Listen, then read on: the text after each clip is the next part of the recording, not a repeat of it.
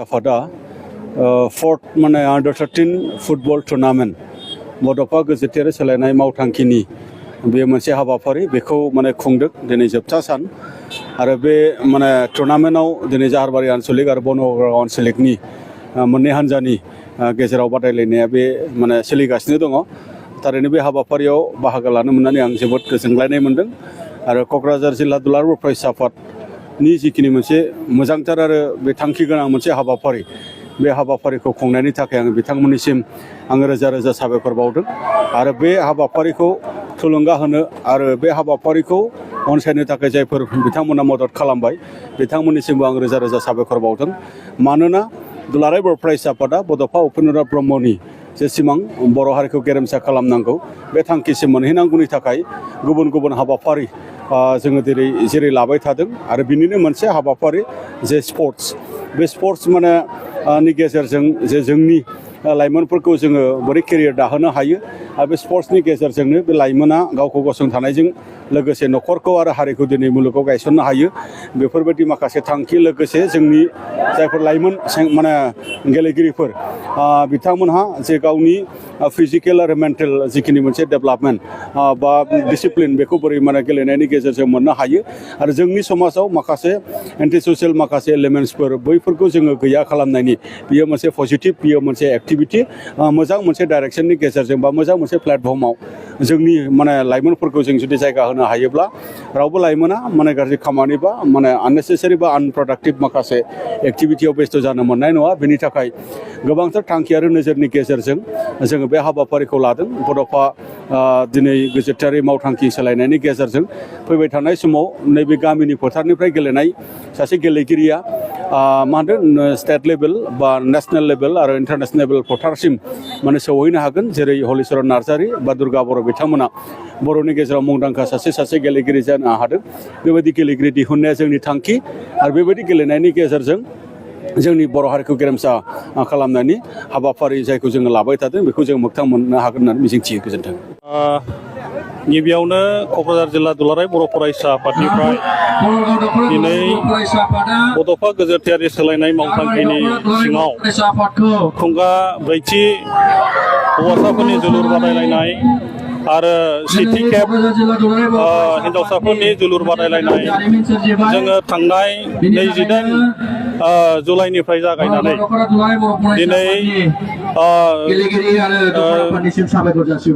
दिनै फाइनाल गेमाव दिनै सौफैबाय आरो दिनै आं बेखौनो नोंथांमोननि चेनेलनि गेजेरजों फोरमायनो सानदों। दा दिनै 11 आगष्ट आरो बे 11 आगस्टआव जोङो दिनै फाइनालखौ खुंफुंनो हाबाय आरो बे फाइनालखौ खुंफुंनायाव जों गिबियावनो क'क्राझार जिल्ला दुलाराय बर' फरायसा आफादनिफ्राय दिनै जि दुलाराय बर' फरायसा आफाद क'क्राझार जिल्लाखौ दिनै बिटिआरनि चिफनिफ्राय लानानै दिनैहाय जोंनि माहारियारि आफादनि दैदेनगिरि आरो दिनै जोंनि फालांगिगिरि जोंनि दिनै जोंनि बिटिआर ओनसोलनि जोंनि इएमनिफ्राय लानानै एमएलए आरो दिनै जोंनि सानसुमै बिथांमोननिसिम आं गिबियावनो दिनै बे हाबाफारिखौ खुंफुंनो हानायनि थाखाय क'क्राझार जिल्ला दुलाराय बर' फरायसा आफादनिफ्राय आं गाहाम हामलायथिखौ आं गिबियावनो बावहरबाय। दा दिनै थांनाय 28 आगस्टनिफ्राय जागायनानै दिनै 28 जुलाइनिफ्राय जागायनानै दिनै 11 आगस्टआव जोङो फाइनालखौ खुंफुंनो हाबाय आरो फैयै फैयै दिनै फाइनालाव दिनै बनगाव आनसलिक कमिटि एबसु आरो जाहारबारि आनसलिक कमिटि एबसुनि गेजेराव दिनै फाइनाल बादायलायनाया जायो आरो दिनै 3 गलाव बनगाव दख'रा दुलाराय बर' फरायसा आफादा देरहासार जानो हाबाय। दा बेनिखायनो दिनै गोलाव समाव गुबुन गुबुन दख'राफ्रा दिनै बेवहाय बाहागो लाफैदोंमोन। गासै दख'रा हिसाबै जोंहा 21 दख'राफ्रा बेयाव बाहागो लाफैदोंमोन।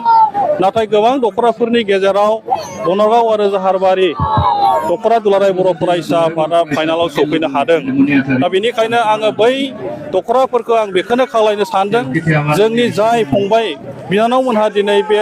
हाबाफारियाव बाहागो लाफैबाय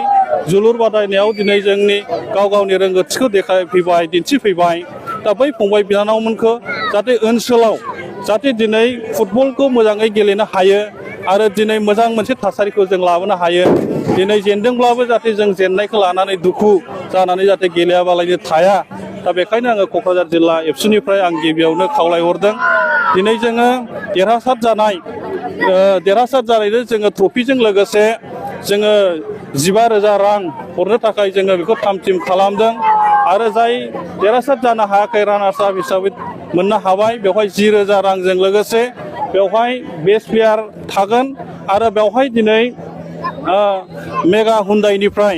ट्रफिजों लोगोसे जाय साबसिन गेलेयो बेजों आरो 1,000 रां बिथांमोना हरनो थाखाय दिनै जोंखौ माने मदद खालामदों आरो दिनै क'क्राझार जिल्ला दुलाराय बर' फरायसा आफादखौ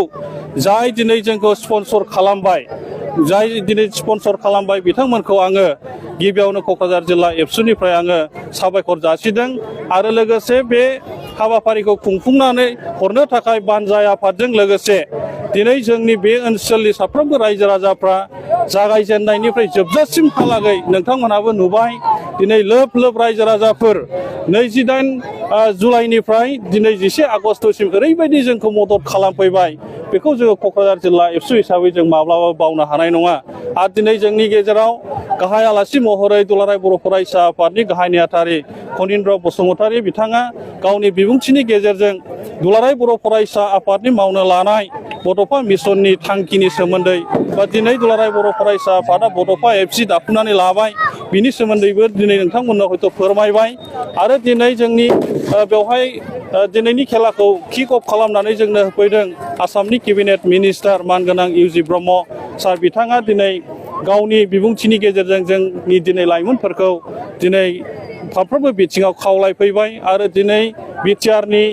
EM आरो दिनै MLA बिथांमोनहाबो दिनै बेवहाय हाबाफारियाव गोबां बाहागो लाफैबाय आरो दिनैनि माहारियारि आफाद जोंनि क'क्राझार जिल्लानि आरो मिरुनि गुबुन गुबुन आफादनि दैदेनगिरि बिथांमोनहाबो बाहागो लाफैनानै जोंखौ थुलुंगा होफैबाय आरो दिनै जोंनि गेलेगिरिफोरखौ थुलुंगा होनाय बे थासारिया दिनै जोंनि गेजेराव बेरखांदों दा बेखायनो भबिष्यतआव जोंनि लाइमोनफोरखौ जोङो बेखौनो खावलायगोन जाहाथे गेलेनाय फारसे जाहाथे मोजाङै गोसो होनानै गेलेयो आरो दिनै फरायनाय फारसेबो जाहाथे फरायनायखौबो मोजाङै लाङो जाहाथे जोंनि बर'फोरनि थासारिया मोजां मोनसे बारहावा बारनो हायो गोग्गो मोनसे देहा जोंनि गेजेराव जों गोग्गो मोनसे समाज दानो हायो बेखौनो आङो क'क्राझार जिल्ला एबसुनिफ्राय आङो जोंनि फरायसा बिथांमोनखौ आङो खुथारै खावलायदों जाहाथे दिनै फंबायमोनहा जाहाथे न'आव थांनानै स्कुलाव मोजाङै फरायो आरो गेलेनाय समाव जाहाथे मोजाङै गोसो होनानै गेलेयो आं बेखिनिखौ नोंथांमोननिसिमनि गेजेरजों खावलायबाय